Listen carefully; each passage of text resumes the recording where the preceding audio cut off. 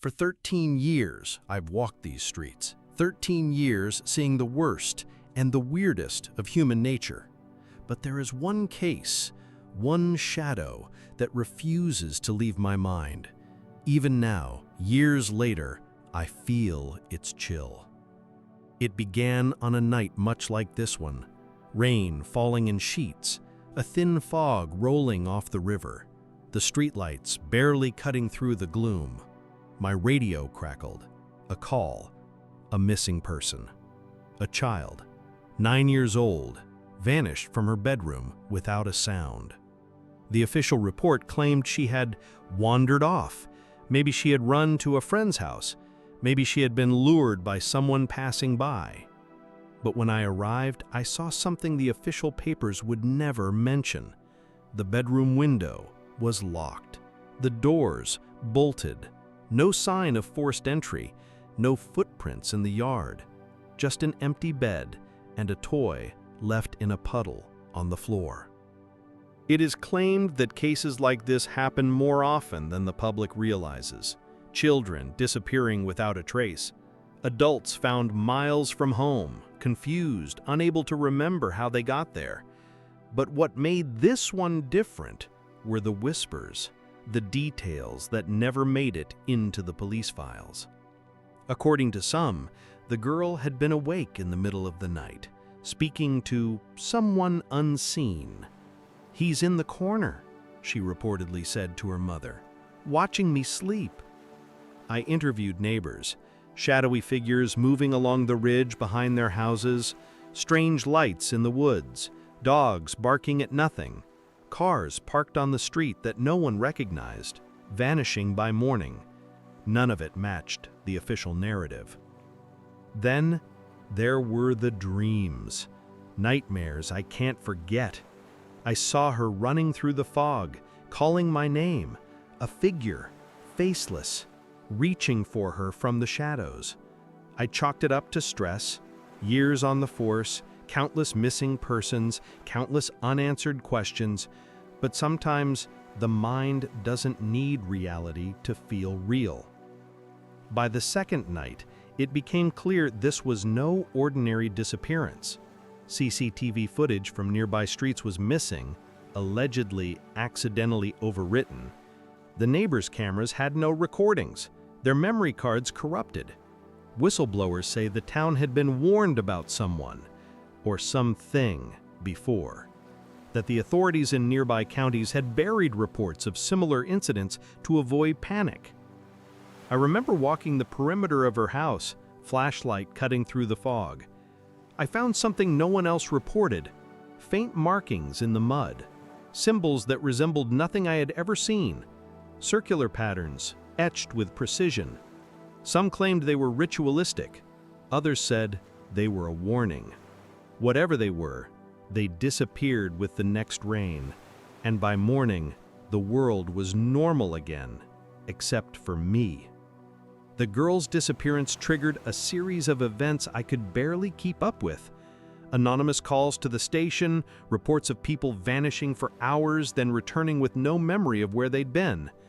Allegedly, these incidents had been happening for decades, quietly swept under the rug. Some of the older officers refused to speak, their faces pale when I pressed them for details. "You don't want to know," one told me. "Some things, they don't belong in reports." But curiosity is a dangerous thing, especially when the danger isn't entirely human. And here's the part that still haunts me. Since that night, every time someone goes missing in our town, or nearby towns, the patterns repeat. Unseen watchers, missing footage, strange markings in the mud, and children who return, but not quite whole. What is it that haunts our small towns? A serial predator? A secret experiment? Or something older, lurking beyond the edges of our perception? I have spent 13 years as a small-town cop. I have seen many things I cannot explain, but this one case, it follows me. Every shadow, every flicker in the dark, reminds me that the line between the ordinary and the unexplainable is thinner than we think. And sometimes it's not just the missing that should scare us, it's the watchers. The girl's return didn't bring relief, it brought questions. Doctors examined her, specialists questioned her, yet nothing explained the change. She spoke in ways the children shouldn't, recalling events in places she couldn't possibly have been. "The man with no face," she whispered one morning. "He showed me the sky from below the trees." The official narrative remained simple. She had wandered, been frightened, and returned. But those of us who were there, who walked the woods at night, knew better. The perimeter of the forest was full of unexplainable disturbances. Small animals found dead in strange formations, birds circling overhead, refusing to land, and the woods themselves seemed to hum at night, a low, almost mechanical vibration that made the hair on my arms stand on end. Allegedly, these occurrences were not isolated. Across the country, reports of children disappearing, reappearing, and speaking of the Watchers, had been quietly documented by local law enforcement. Some whistleblowers say the pattern stretches back decades, but those in power buried the files to maintain a sense of normalcy. It is claimed that higher authorities, even federal agencies, were aware, and some suggest they even monitored these events closely, taking steps to manipulate the narrative. I started noticing patterns in the missing cases in our town. Each incident had similarities: a child or teenager vanishing at night, unexplained symbols left behind, security footage missing or corrupted, and witnesses reporting strange lights in the sky or figures slipping between shadows. Not once did these cases intersect with the typical criminal behavior we were trained to track. This was something else, something organized, or perhaps patient. One night, I walked the route the girl had allegedly taken.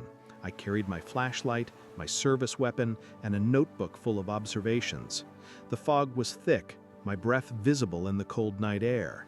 I reached a small clearing near the river, and there it was, the faint, geometric marking I had seen days before, now pressed deeper into the mud, as though it had been freshly made.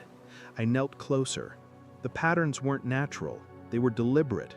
Some form of communication, perhaps, a warning or a map. Neighbors reported hearing voices in the night, whispers that didn't belong to anyone standing nearby. Some said they saw shadowy figures walking along rooftops or through backyards, vanishing when approached. I began to question my own senses. Was I seeing the truth, or had 13 years of witnessing the worst of humanity warped my perception? Then came the calls, anonymous, often from blocked numbers, speaking in hushed tones. Some offered information, some simply laughed, and one voice, cold and measured, warned me to leave the investigation alone. "You don't want to see what they show next," the caller said before hanging up. I saved every recording, every transcript, and I replayed them late at night, alone in my office, wondering how a town so small could harbor something so elusive. The more I looked, the less sense it made. We had surveillance footage showing flickers, shadows moving in ways impossible for humans. Cars parked in empty lots overnight vanished, only to reappear miles away. Equipment malfunctioned in the woods. Radios, flashlights, even my squad car's GPS system would briefly fail when near the perimeter. Allegedly, similar incidents occurred in towns hundreds of miles away, always in the same pattern. The child disappears, odd marks appear, strange lights are observed, and the authorities report nothing unusual. I began connecting the dots. Reports from other officers, some retired and embittered, hinted at a cover-up. It wasn't just the children. Adults, too, occasionally vanished for hours, days, even weeks, and returned with gaps in memory, speaking cryptically of doors between worlds or the Watcher's eyes. It sounded insane, ridiculous, and yet the documentation existed, hidden, scattered across multiple departments, quietly dismissed as anomalies. The girl, now back in school, seemed outwardly normal, but in private moments she would pause mid-sentence, staring at something I couldn't see. Once I found her sketching the patterns from the mud in her notebook, perfectly replicated. When I asked her where she learned them, she simply said, "They taught me." The implication hit me like a hammer. Something had been watching, teaching, maybe even experimenting. But what? And why here, in a small forgotten town, far from the bustling cities and media attention? Some theories suggested secret military programs, others, darker rituals dating back generations, and some, those I dared not voice even in private, hinted at something inhuman. I followed the trails quietly, piecing together small clues, old maps showing properties abandoned for decades, reports of unmarked trucks passing through at night, local legends of shadowy figures along the river. Allegedly, these events were orchestrated to remain unnoticed by the general public, leaving only fragments for those who dared to look deeper. Whistleblowers say that anyone who delved too far into these mysteries faced consequences: transfer, silence, or worse. I still patrol the streets at night.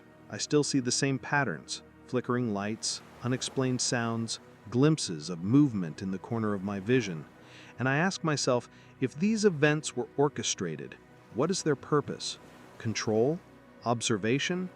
Or something older, something beyond human comprehension? Because one thing is certain: the ordinary explanations fall apart when you stand in the fog, listening, waiting, and realizing that someone, or something, is always watching. The more I investigated, the more I realized I was dealing with something beyond standard law enforcement, something patient, something intelligent. The missing children, the corrupted footage, the strange markings in the mud, it all suggested planning, precision, awareness. It was on a particularly cold night, nearly a year after the girl's return, that I encountered the most disturbing anomaly yet. I had received a call, anonymous, as always, about a disturbance near the old mill on the outskirts of town. I arrived to find the area deserted. No people, no vehicles, just fog stretching thick between the rusted machinery. And then I saw them. Shadowy figures, not quite human in movement, gliding through the mist.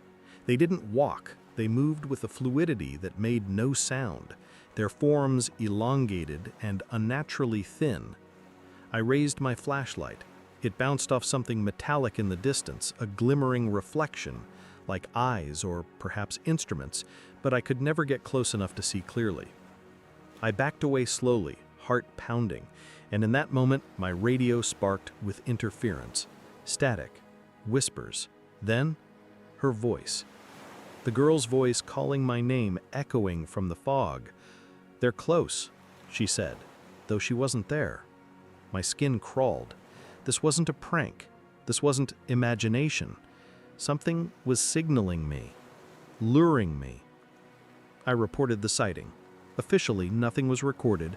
Allegedly, the cameras at the mill had malfunctioned. Witnesses, if there had been any, were absent. Some old-timers claimed they had seen strange goings-on in the area for decades. Lights that moved against the wind, shapes that defied explanation, people who vanished without a trace. Whistleblowers say these events are tied to secretive experiments conducted in rural towns across the country, experiments designed to manipulate perception, reality, even human behavior. I began compiling a dossier, linking cases, reports, and eyewitness accounts. The patterns were chilling. Every missing child shared the same timeline: disappearance at night, sudden reappearance with altered behavior, inexplicable knowledge of events they couldn't have witnessed. Adults occasionally showed similar traits: gaps in memory, unusual behavior, avoidance of certain areas. The town itself seemed different, a subtle tension in the air, a quiet undercurrent that warned outsiders not to pry. One night, alone at my desk, I went through the girl's sketches. The mud markings she had replicated perfectly in her notebook, symbols that formed grids, circles, patterns that seemed to map the town itself. And at the center, an eye. A symbol repeated in multiple sketches, drawn by her and by children in nearby towns who had disappeared and returned. The implication was undeniable. Someone, or something, was watching, studying, perhaps controlling. It is claimed that similar phenomena have been documented in isolated pockets worldwide. Whistleblowers suggest that these are not mere coincidences. They speak of hidden networks, of experiments designed to probe the limits of human consciousness, or worse, to manipulate it. Some theories suggest the government knew, even facilitated it. Others whisper of entities beyond our understanding, ancient observers using humans like chess pieces. I began to notice changes in myself. Nights became restless, shadows seemed to linger longer than they should. The fog in the woods no longer felt natural. Once, while driving home, I swore I saw figures on rooftops, standing perfectly still, watching. When I stopped, they were gone.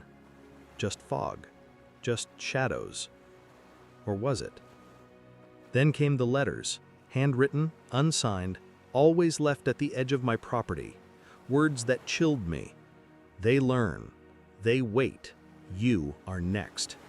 I considered leaving, quitting the force, abandoning the investigation. But curiosity, dare I say obsession, kept me going. I had to know. Someone had to know. The final piece fell into place when I revisited the riverbank where the girl had reappeared.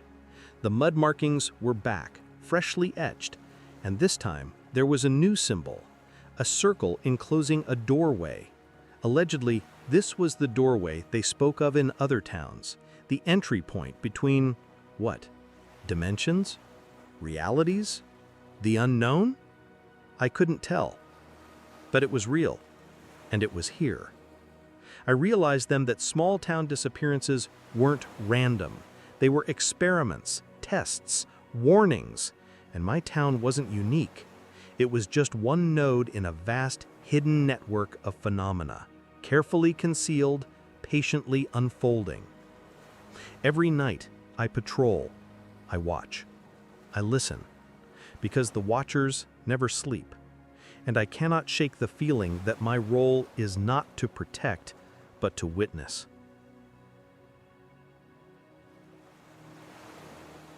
The years have not dulled the memory. If anything, the edges have sharpened, etched deeper into my mind. I've come to understand one terrifying truth. Some cases don't end. They only pause. They linger, waiting for the next opportunity to unfold. The girl is older now, but I still see the same vacant clarity in her eyes when she speaks of the watchers. They know everything, she whispered once, even what we think. Doctors say it's trauma, a child coping with an event she cannot explain. I know better. There is something in her gaze that speaks of knowledge beyond human comprehension, something I cannot unsee, cannot unhear. Over the years, I've tracked other disappearances. Patterns repeat, lights in the fog, unexplained sounds in the night, marks left behind, children returning, altered, adults returning, changed. Allegedly, the government has investigated these phenomena under classified programs. Whistleblowers claim files exist, reports buried in basements and secure servers, experiments that cross ethical lines, experiments that, if revealed, would shock the world. I've seen evidence that defies reason. Time anomalies, children disappearing for hours, returning as if minutes had passed, devices malfunctioning, recording impossible data, shadowy figures appearing and vanishing. All of it points to one conclusion: our perception of reality is not as stable as we believe. One night, as I patrolled the perimeter of the woods near the river, I saw the unmistakable figure again, the shadowy, fluid form I had glimpsed before.